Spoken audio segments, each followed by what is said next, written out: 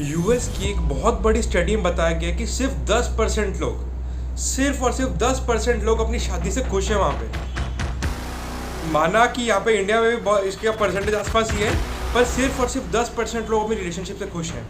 और माना जाता है कि सिर्फ और सिर्फ 30% जो लोग हैं वो अपने रिलेशनशिप को अच्छे से मैनेज कर पाते हैं। मतलब कि दुनिया में 70% लोगों के रिलेशनशिप्स में इशू आते ही आते हैं। भले ही वो उनके फैमिली के साथ हो, भले ही वो उनके रिलेटिव के साथ हो, मैक्सिमम रिलेटिव के साथ आते हैं। भले ही उनके रिलेटिव के साथ हो, भले ही उनके फ्रेंड के साथ हो, भले ही उनके गुरु के साथ हो, उनके रिलेशनशिप में कोई ना कोई इश्यू आता ही है। मतलब कि ये बहुत ही एक इम्पॉर्टेंट चीज़ है हमारे लाइफ का। लाइफ में रिलेशनशिप्स एक बहुत अच्छा रोल अदा करते हैं कि हमको जब सपोर्ट चाहिए होता है, जब हमको एक थोड़ा सा ऊपर उठने के लिए सपोर्ट चाहिए होता है, तब हमको वो रिलेशनशिप काम आते हैं हमारे।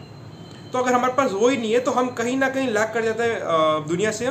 तो इसलिए हमारे रिलेशनशिप बहुत इंपॉर्टेंट होते हैं। तो आज हम वीडियो में डिस्कस करेंगे कि अपने रिलेशनशिप को कैसे सुधारें, आपकी जो रिलेशनशिप है उसको आप अच्छा कैसे करें।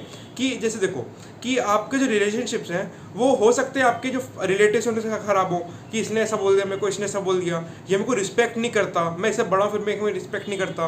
रिस्पेक्ट का एक बहुत बड़ा इशू आता है। तो आज हमें सारे टॉपिक को एक साथ कवर करने वाले हैं और आपको बताने वाले कि आपकी जो रिलेशनशिप है आप वो 30% लोगों में कैसे जाओ कि आपके रिलेशनशिप सारे अच्छे हो जाए। सो मेरा नाम है उदय सिंह, आप हैं उदय सिंह के चैनल को सब्सक्राइब कर लीजिएगा ताकि आपको आने वाले वीडियो क्रेडिट सबसे पहले मिलता रहे। जैसे कि हर एक स्किल सीखी जा सकती है, वैसे ही रिलेशनशिप मैनेजमेंट भी एक ऐसी स्किल है जो कि आप वक्त के साथ सीख सकते हैं। तो आज मैं आपको कुछ ऐसी ट्रिक बताऊंगा जो अगर आपने इम्प्लीमेंट कर ली तो आपको एक रिलेशनशिप मैनेजमेंट, मतलब आपकी जो ओवरऑल दुनिया है वो आपकी बहुत अच्छी हो जाएगी। अगर आप एक ही ट्रिक को, ये बहुत सारी जगह यूज़ हो सकती है रिलेशनशिप मैनेजमेंट, अगर आप इसको यूज़ करते हैं तो बहुत ही ये ज़्यादा इफेक्टिव होगी। तो आपको सिर्फ ये यूज़ करनी है और जैसे मैं आपको बताऊँगा वैसे वैसे आपको करते जाना है। अभी आप ये वीडियो पूरी देख लीजिए, वीडियो खत्म होने के बाद इसको रिवाइंड करके देखिएगा और आप वीडियो के साथ साथ आप इसको यूज़ कीजिएगा ट्रिक को। तो ये ट्रिक का सबसे पहले आपको 3 चेयर चाहिए होगी। हर किसी घर में 3 चेयर होती है, 3 स्टूल भी चलेंगे हमको। 3 स्टूल आपको लेने हैं और आपको उस एक स्टूल पे खुद बैठ जाना है, एक स्टूल सामने रख देना और एक स्टूल आपके ट्रायंगल में, 3 स्टूल अब ट्रायंगल में रहेंगे। एक पे आप बैठोगे, एक पे सामने स्टूल खाली रहेगा और एक पे साइड में एक और स्टूल खाली कर, 2 स्टूल खाली और एक पे आप बैठोगे, तीनों ट्रायंगल में रहेंगे। और ये ट्रायंगल में क्यों है? इसका भी एक रीज़न है कि दुनिया का सबसे स्ट्रॉन्गेस्ट शेप है ट्रायंगल। तो अगर ट्रायंगल में आप हर एक चीज़ करते हो तो आप बहुत ज़्यादा इफेक्टिव रहेगी वो। तो ये हो गया ट्रायंगल। आपको ट्रायंगल में तीनों चीज़ें रखने हैं। आपकी एक स्टूल हो गया, सामने एक स्टूल हो गया और आप एक स्टूल बैठे। अब इसके बाद आपको आँखें क्लोज करनी है ना? आँखें क्लोज करनी है और आपके जो, अगर आपका कुछ पास्ट मेमोरी है, मतलब कि अगर आपके रिलेटिव के साथ कुछ लड़ाई हुई है, तो आपको अपने आप को अपने ही आप इमेजिन करोगे, आप अपने शरीर छोड़ के जा रहे हो। यहाँ पे एक उदय बैठा है, मेरे सामने जो मेरे रिलेटिव है, भले ही मैं उसका नाम दे दूँ अशोक, है ना, मेरे सामने अशोक बैठा है, उसके साथ मेरी लड़ाई हुई है। तो वो उसका पर्सपेक्टिव से मेरे को लड़ाई देखनी है।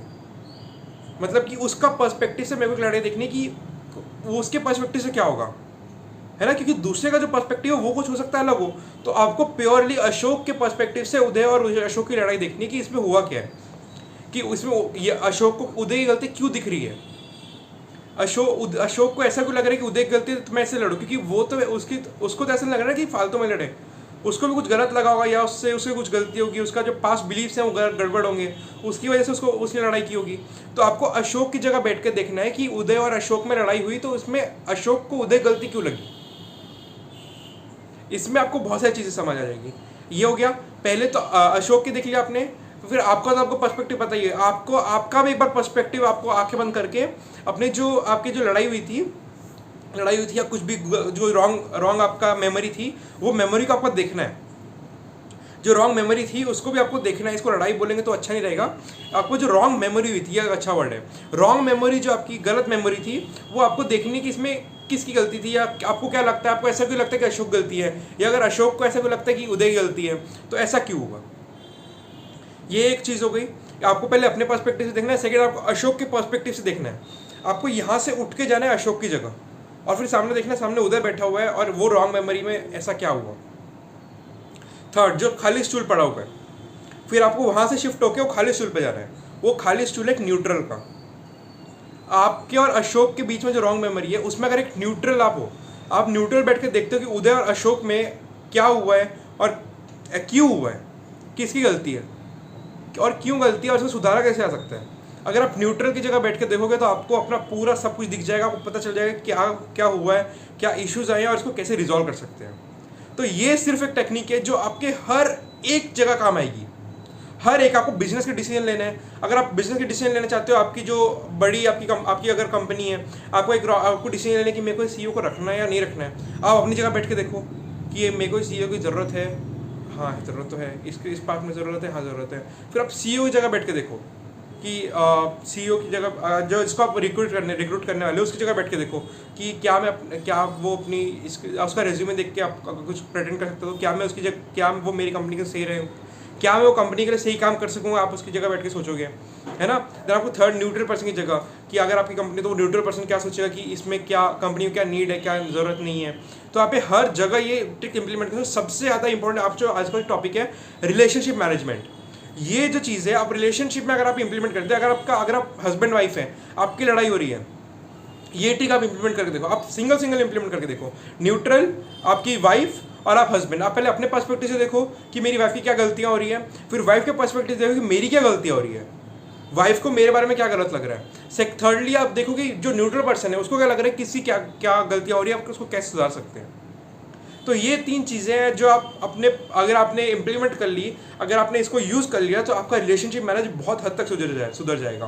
क्योंकि गांधी जी ने कहा हुआ है, be the change you wish to see in the world, वो बदलाव बन जाओ जो आप दुनिया में देखना चाहते हो। तो अगर आपने ये ट्रिक इम्प्लीमेंट कर ली तो आप वो बदलाव बन जाओगे जिसकी वजह से आप जो रिलेशनशिप अगर सारे एक जगह इकट्ठे हो जाएंगे, सारे रिलेशनशिप आपके अच्छे हो जाएंगे। जाने से पहले वीडियो को लाइक कर दीजिएगा, वीडियो को शेयर जरूर कीजिएगा, जिसको भी रिलेशनशिप में कोई इशू आ रहे हैं उसका वो सॉल्व कर सके अपने ईजी से ईजी वे में। कुछ thank you for the video, I love you all. जाने से पहले चैनल को सब्सक्राइब भी करेगा ताकि आपको आने वाले वीडियो कंटेंट सबसे पहले मिलता रहे।